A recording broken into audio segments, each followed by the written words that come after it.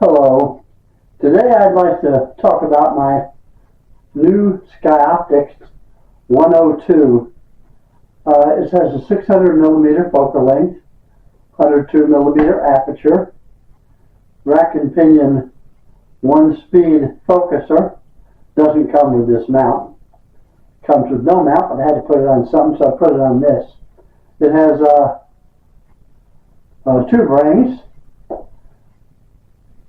I had a 90mm. In fact, I still have it. I really like it. It takes good pictures. I figured I'd get the big brother, which is 28% more powerful than the 90mm, 64% more powerful than my SV Bony 80mm ED. I was concerned, however, because it's a simple refractor, and with refractors, the larger the aperture and the shorter the focal length, the more chromatic aberration you have. The standard 4-inch 102mm telescope, amongst simple refractors, have a 660mm focal length. Almost all of them do. This has a 600mm focal length. It's 60mm shorter. I wanted the shortest I could get to make so I could have the fastest 4-inch scope I could get, and still have a scope that would respond positively to a fringe killer. My f9.2 Celestron 4-inch, it's got 1000mm focal length. There's very little chromatic aberration. In fact, I don't even use a fringe killer with that one. I had a Bresser 460mm, real short, 102, and that was so short, the fringe killer would not get rid of all the chromatic aberration. Took lousy pictures. My Skywatcher Star Travel 120 has a 600mm focal length, same as this. It has a 120mm aperture. So I can't get rid of all of the chromatic aberration with that one, even when I use a narrowband filter. So I was a little afraid, saying, was this too short? No, it's not, I'm happy to say. I've taken it out 3 nights, doing a little observation, taking a bunch of photographs, and it takes good photographs. If it was any shorter than 600, I don't know. Skywatcher makes a 500mm 4-inch scope. I was afraid to buy that one because I was afraid that it would be too short and too large aperture to get rid of the fringe, the purple fringe around the stars. This is a pretty good scope. I do have some complaints about it, and I'll tell you what those are. The rings. They don't have a handle on the top, like my 90mm. Had a little handle up there you can carry it with. The dub bar. The dub bar is too short. I'm going to have to put a longer dub bar on it. In fact, I have a longer dub bar on it. I took that off so I could do this review. Needs a longer dub bar because you can't move the rings back far enough to balance it when you have a heavy camera on it. This little non-standard finder scope footing gets in the way. That's another complaint. There's a non-standard finder scope footing, but so does the 90mm. Something I'm surprised is missing is a lockdown thumb screw.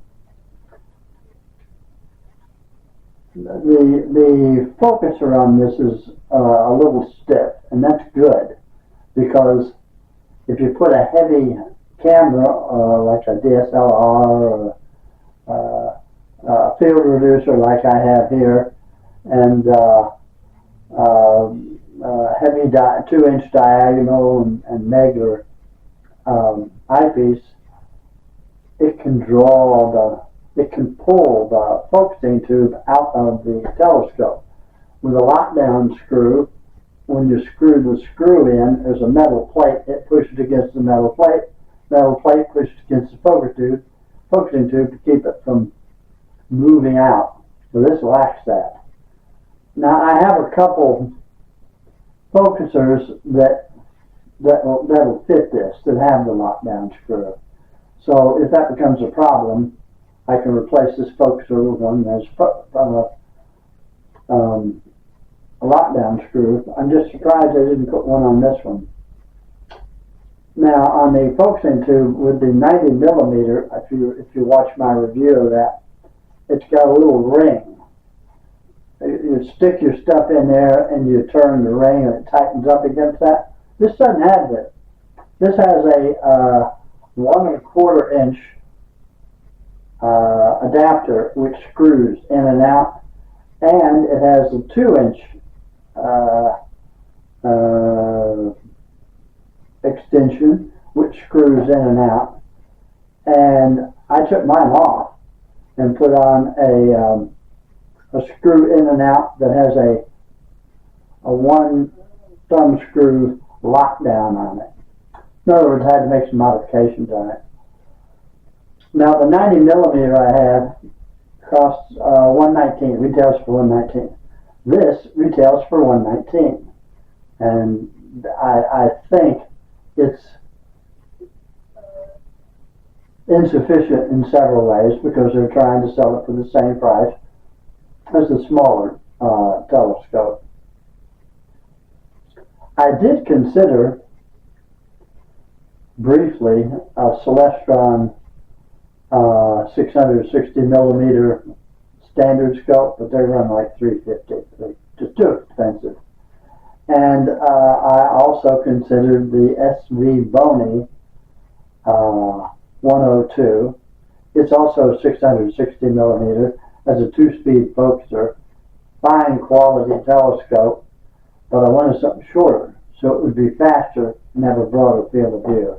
This was the shortest one I could find that wouldn't die from chromatic aberration. So I'm kind of happy with it. I've been using it. I don't know whether to tell you to buy this or not. I bought it specifically for photography when using a quad band or dual band filter and a refractor, because I needed an aperture big enough so that when I tried to focus on a star with my Batinoff mask, I'd be able to see the little X. With these little small refractors, even this one, it's hard to see the X.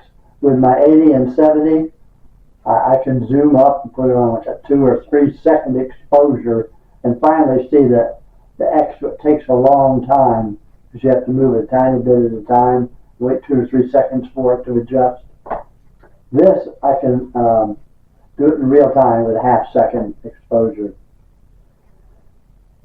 I'll put a couple photographs I took at the end of the video here, and you can see what it, how it works. In any event, that's my. This doesn't have a retractable dew shield. Neither does this one, but I never really noticed it until I started using this one. It's got a nice, big, deep dew shield, about 5-6 inches. It's just not retractable.